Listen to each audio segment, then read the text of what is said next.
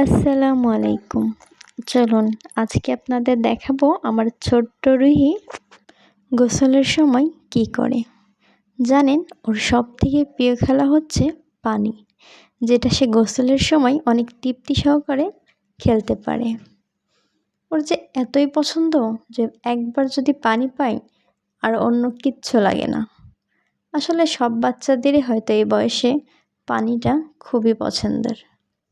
জানেন, রুহির জন্য গোসল মানে শুধু শরীর পরিষ্কার করা নয়, এটা ওর দিনের সবচেয়ে বড় উৎসব। পানির ওই ছোট্ট ছোট্ট ঢেউগুলো যেন ওর কানে কানে কোনো মজার গল্প বলে যায়। ওর খুশির ঝিলিক দেখে মনে হয় যেন হাজারটা মুক্ত ঝরছে। মাশাআল্লাহ, ওর এই নির্মম আনন্দ দেখলে কার না ভালো লাগে বলেন।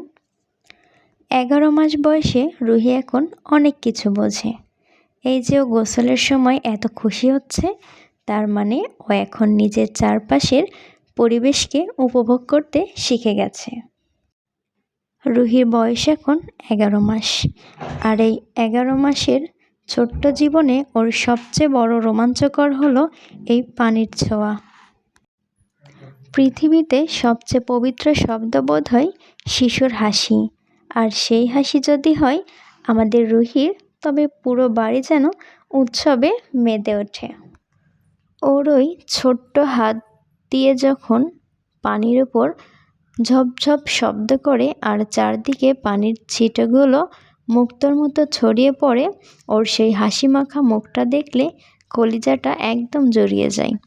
মাশাআল্লাহ, ওর এই খিলখিল হাসির শব্দটা শুনলে মনে হয় যেন এক অপার্থিক সুর বাজছে চারদিকে।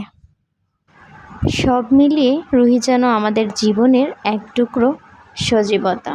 সবাই আমার ছোট্ট রুহির জন্য দোয়া করবেন। আল্লাহ হাফেজ।